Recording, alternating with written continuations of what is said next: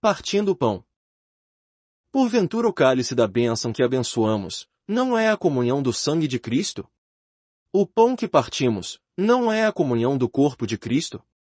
Porque nós, embora muitos, somos unicamente um pão, um só corpo, porque todos participamos do único pão. Considerai o Israel segundo a carne, não é certo que aqueles que se alimentam dos sacrifícios são participantes do altar? Que digo, pois? Que o sacrificado ao ídolo é alguma coisa?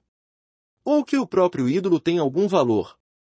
Antes digo que as coisas que eles sacrificam, é a demônios que as sacrificam, e não a Deus, e eu não quero que vos torneis associados aos demônios.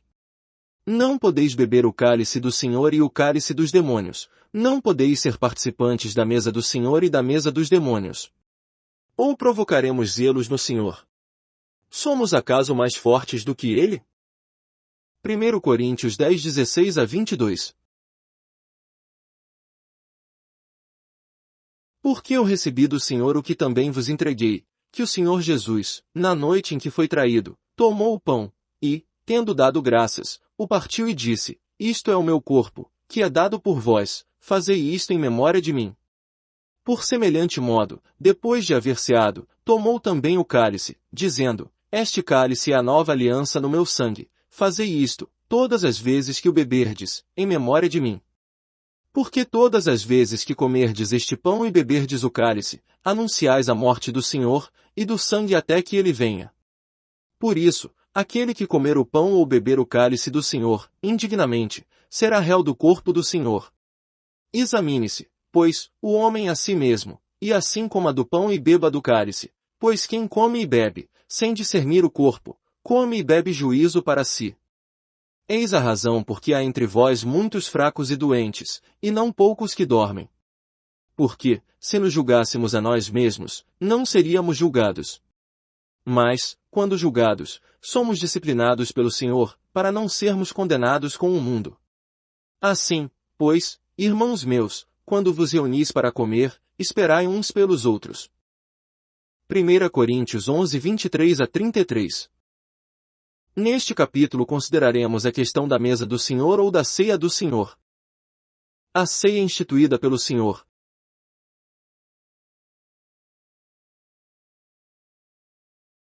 Em primeiro lugar, vejamos como o Senhor instituiu a ceia.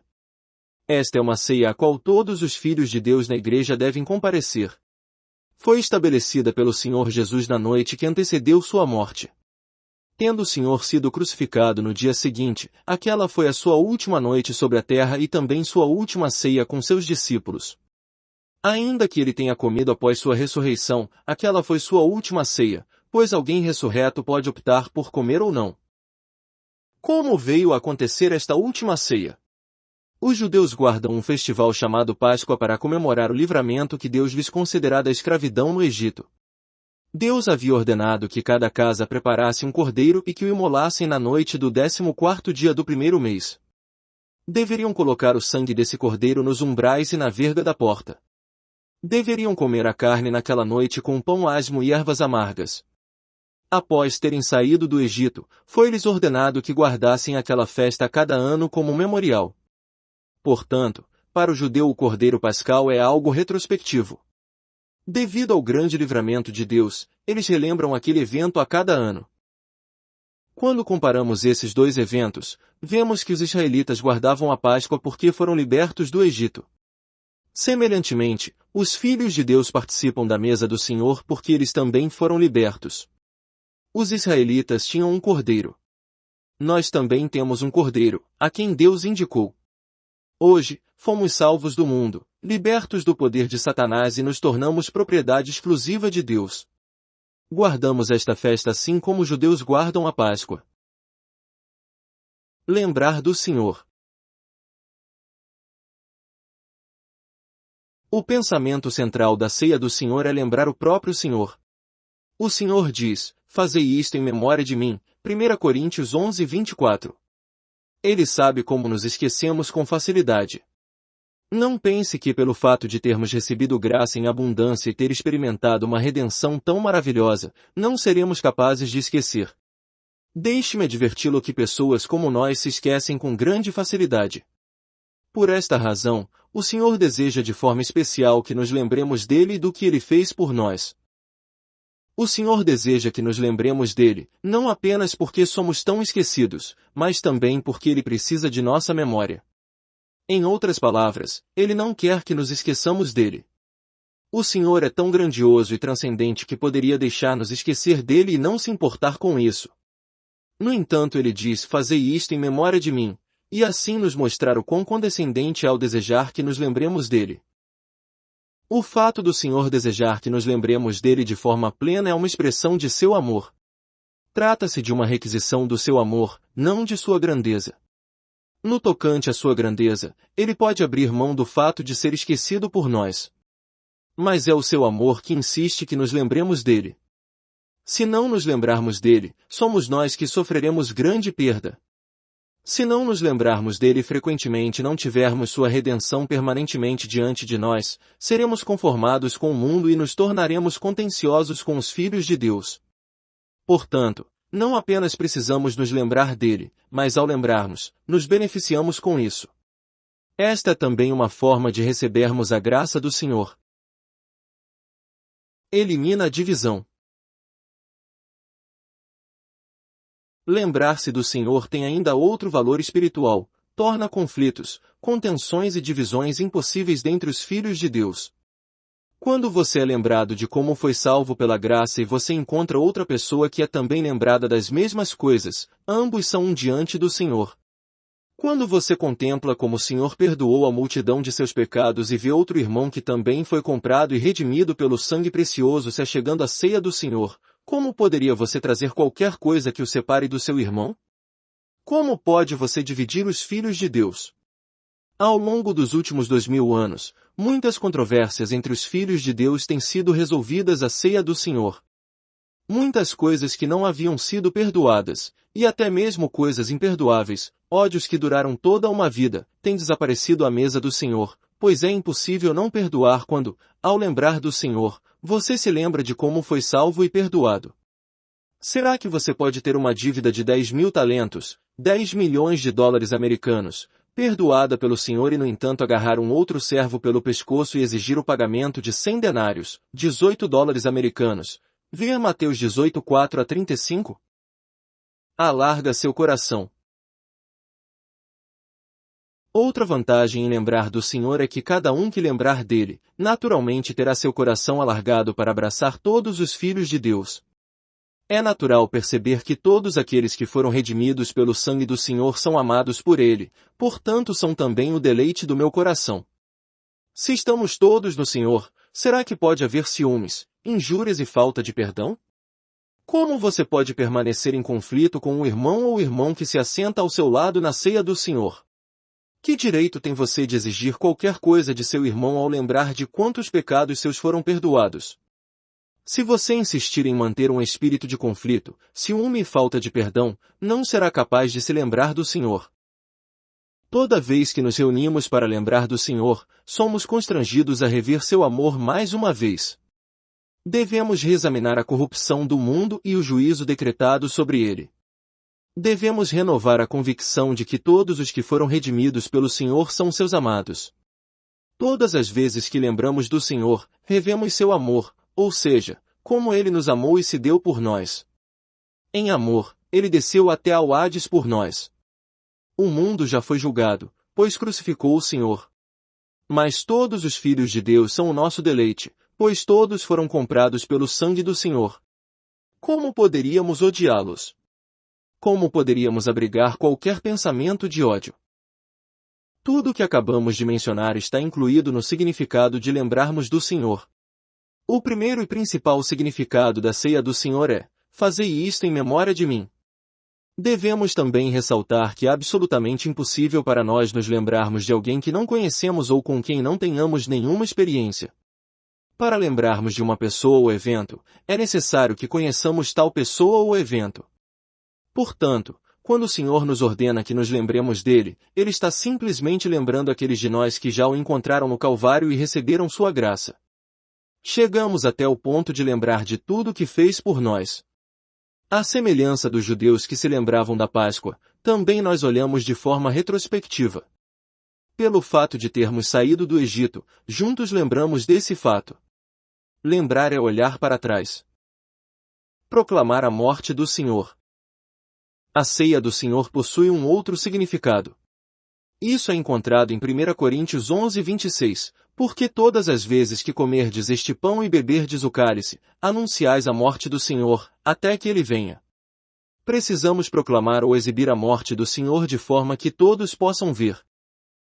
O que faz com que as pessoas sejam inativas e infrutíferas? A razão é que elas se esqueceram da purificação dos seus pecados de outrora. Veja 2 Pedro 1, 8 a 9. Por essa razão o Senhor nos chama a nos lembrar dele, dizendo, enquanto viverdes sobre a terra, deveis amar-me e lembrar-vos de mim constantemente. Lembrai-vos de que o cálice é meu sangue que foi vertido e o pão é o meu corpo que foi partido. Isso se refere à nossa experiência e deve vir primeiro.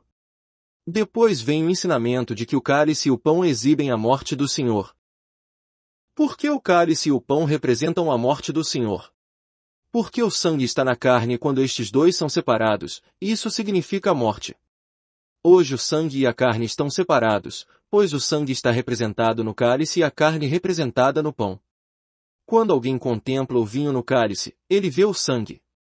Semelhantemente, ao olhar para o pão, ele vê a carne.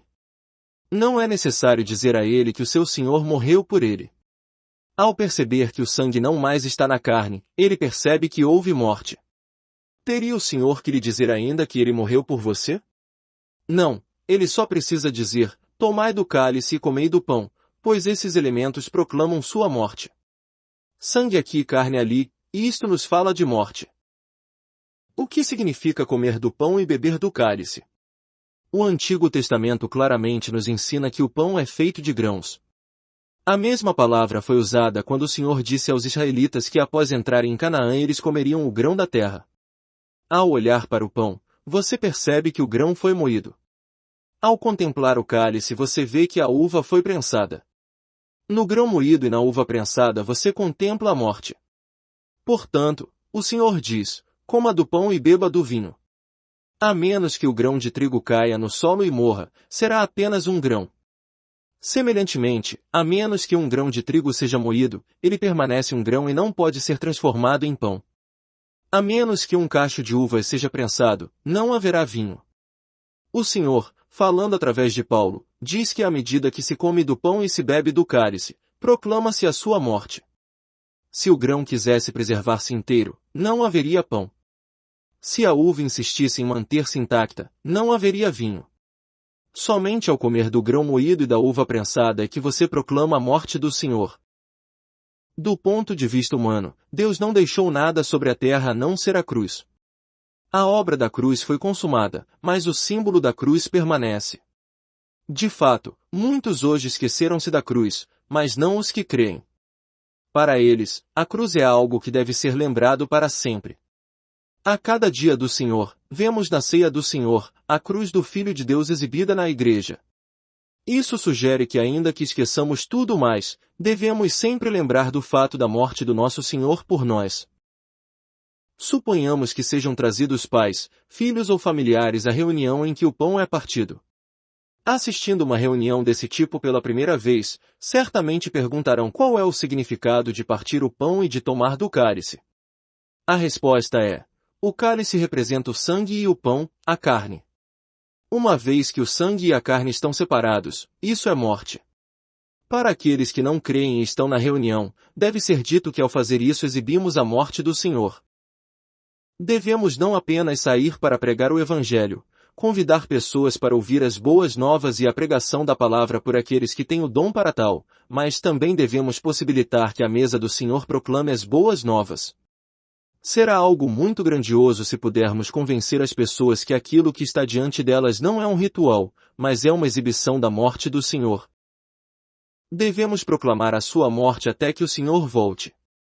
Gosto desse pensamento pois relaciona a ceia do Senhor com sua volta. Imagino se você aprecia a ceia. A ceia é a última refeição do dia. Diariamente tomamos nossa ceia, mas participamos da ceia do Senhor semanalmente. A noite é escura e o dia ainda não raiou. Nestes 2000 anos a igreja nunca tomou o desjejum.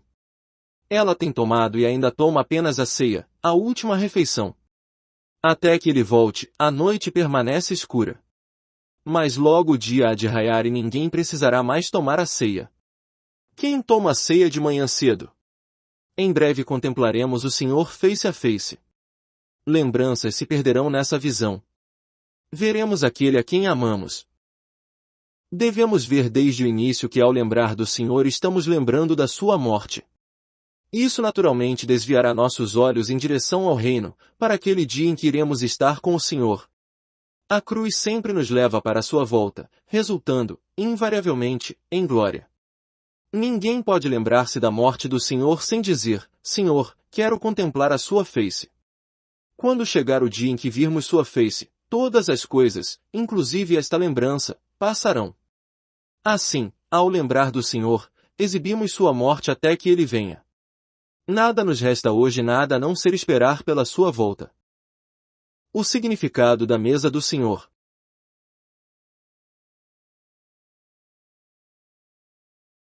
1 Coríntios 11 fala da ceia do Senhor em seus dos dois significados, lembrar do Senhor e exibir a sua morte.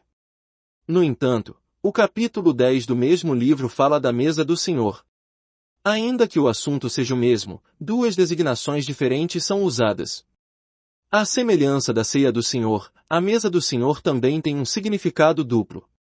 Porventura o cálice da bênção que abençoamos, não é a comunhão do sangue de Cristo? O pão que partimos, não é a comunhão do corpo de Cristo? Porque nós, embora muitos, somos unicamente um pão, um só corpo, porque todos participamos do único pão, versículo 16 e 17. Aqui a mesa também tem duplo significado, primeira comunhão, depois unidade. Comunhão. O primeiro significado da mesa do Senhor é comunhão. Porventura o cálice da bênção que abençoamos, não é a comunhão do sangue de Cristo. Da mesma maneira que 1 Coríntios 11 discorre sobre o relacionamento entre o crente e o Senhor, o capítulo 10 trata do relacionamento entre crentes. O primeiro, capítulo 11, não toca no nosso relacionamento mútuo, ele meramente reforça lembrar do Senhor e proclamar a sua morte até que ele venha. O último, capítulo 10, entretanto, enfatiza a comunhão do sangue de Cristo. Observe que o cálice da bênção que abençoamos está no singular. Todos bebemos do mesmo cálice, portanto isso demonstra o sentido de comunhão. A menos que pessoas sejam íntimas, elas não beberão do mesmo cálice. Pelo fato de muitos filhos de Deus beberem do mesmo cálice, testifica plenamente do aspecto de comunhão da mesa do Senhor. No capítulo 11, nossos olhos estão focalizados no Senhor, mas no capítulo 10, vemos nossos irmãos. Nós os vemos no cálice. O cálice é para que dele se beba, e todos bebemos do mesmo cálice. Ao fazer isso, manifestamos a comunhão de todos os filhos de Deus. Devemos cuidar para não perdermos este aspecto de vista. Unidade.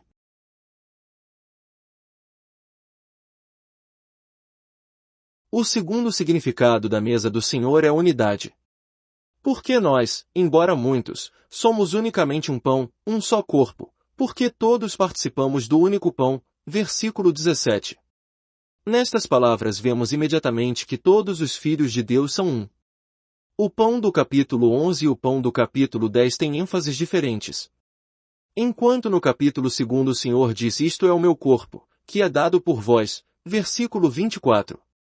Relacionando o pão ao seu corpo físico, no capítulo 10 o versículo diz, porque nós, embora muitos, somos unicamente um pão, um só corpo, desta vez sugerindo que a igreja é o pão.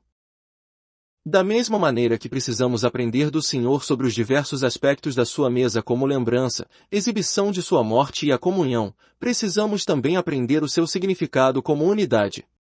Todos os filhos de Deus são um, como o pão é um. Temos apenas um pão e dele cada cristão parte um pedaço. Se fosse possível coletar todos os pedaços, poderíamos restaurar aquele pão inteiro. O pão distribuído entre muitos ainda seria um único pão se os pedaços fossem reunidos. Fisicamente, após o pão ter sido partido e comido, ele não mais pode ser recuperado. Mas espiritualmente, ainda somos um só no Espírito Santo.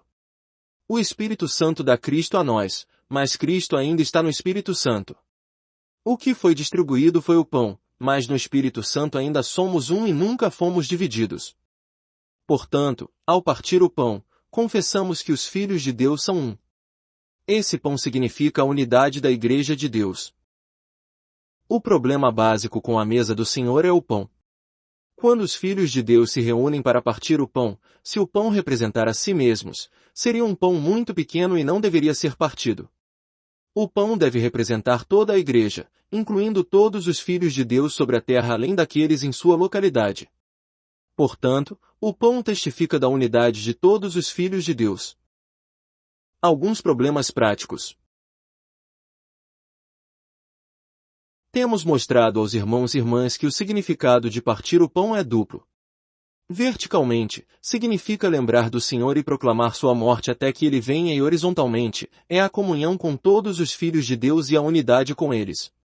Uma vez que todos os filhos de Deus são redimidos pelo precioso sangue e estão incluídos no pão, devemos ter nossos corações alargados toda vez que partirmos o pão.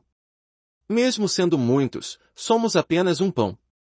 Jamais devemos abrigar o desejo de excluir do pão qualquer irmão ou qualquer grupo de cristãos. Deixe-me dizer-lhe que no pão é impossível que você seja uma pessoa pequena. O princípio de receber.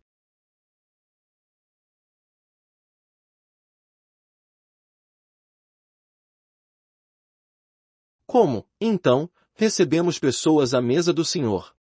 Lembre-se, não somos nós os anfitriões, no máximo somos apenas introdutores. Esta é a ceia do Senhor, a mesa do Senhor, não a nossa. Não temos qualquer autoridade sobre a mesa do Senhor. Temos o privilégio de comermos o pão e beber o cálice, mas não podemos impedir que outros participem. Não podemos impedir ninguém que tenha sido redimido pelo sangue de se aproximar da mesa do Senhor. Não temos autoridade de negar a mesa a ninguém. Não temos autoridade de recusá-la a ninguém. Não podemos recusar aqueles a quem o Senhor recebeu, nem rejeitar aqueles que lhe pertencem. Apenas podemos recusar aqueles quem o Senhor recusa ou aqueles que não pertencem a Ele. O Senhor só recusa aqueles que não lhe pertencem e aqueles que ainda permanecem no pecado. Uma vez que a comunhão deles com o Senhor já está interrompida, também nós não temos comunhão com eles. Mas devemos tomar nota que somos do Senhor e que não temos autoridade de exercer qualquer outra coisa que não seja exercida pelo próprio Senhor. Toda vez que partimos o pão devemos pensar em todos aqueles que receberam graça. Não devemos apenas pensar naqueles irmãos e irmãs que conhecemos pessoalmente. Se aqueles que se reúnem em torno da mesa do Senhor num determinado local se recusam a ter comunhão com os filhos de Deus que se reúnem em outros locais, tais são demasiadamente exclusivistas. Esperamos que os corações dos irmãos e irmãs em cada local sejam alargados a tal ponto de poderem abraçar todos os filhos de Deus. Permanecer na base igreja é não discriminar qualquer dos filhos de Deus, como se alguns fossem bem-vindos e outros não. Cada vez que chegamos à mesa do Senhor somos capacitados a contemplá-lo e desta forma temos os corações alargados para incluirmos todos os filhos de Deus. O coração é um grande mistério. Ele não expande por conta própria, ao contrário, o coração tende a se estreitar ao menor descuido. A tendência natural do coração é de contrair, não de alargar. Mas no momento em que lembramos do Senhor, nossos corações devem ser alargados. Coisas sobre as quais devemos vigiar. Finalmente, gostaríamos de mencionar algumas coisas mais que devemos observar ao partir o pão. Bênção e gratidão apenas, pedidos não.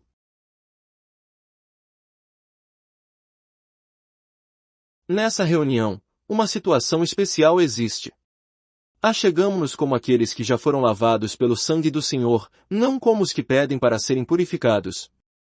Achegamo-nos como aqueles para os quais o Senhor é sua vida, não como aqueles que vêm pedir que o Senhor lhes conceda a vida. Portanto, em tais reuniões há apenas gratidão, não pedidos. O cálice da bênção que abençoamos aquilo que o Senhor já abençoou. Portanto, o tom correto para tal reunião é dar graças, agradecer e louvar o Senhor. Não é a hora de pedir ou implorar por nada, nem tampouco é hora de se achegar para ouvir uma mensagem. Achegamo-nos com um propósito apenas, lembrar do Senhor, logo nem oração nem pregação são adequados. Pode ser aceitável falar brevemente sobre coisas que estejam diretamente ligadas à pessoa do Senhor, todos os outros tipos de pregação iriam apenas interferir. O normal para tal reunião são o louvor e as ações de graça. Isso é verdadeiro tanto no capítulo 10 quanto para o capítulo 11 de 1 Coríntios. No primeiro dia da semana.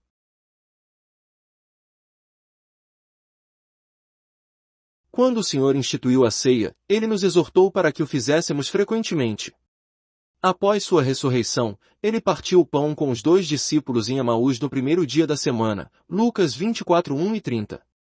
A igreja primitiva também partia o pão no primeiro dia da semana, Atos 27.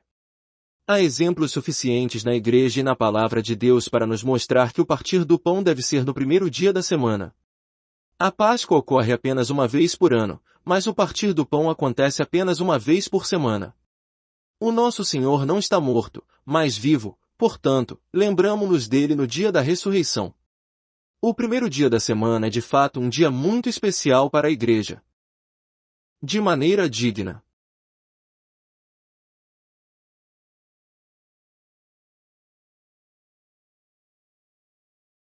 Por isso, aquele que comer o pão ou beber o cálice do Senhor, indignamente, será réu do corpo e do sangue do Senhor.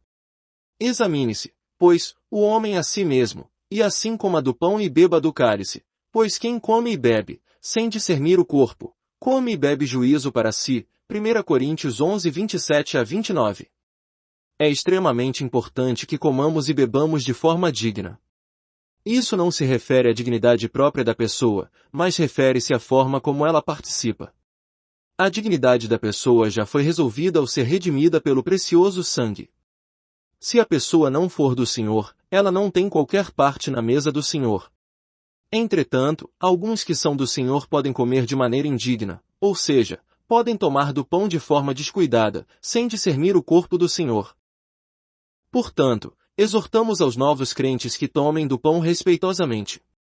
Vocês são qualificados por Deus para se achegarem, mas o Senhor lhes pede para que examinem a si mesmos.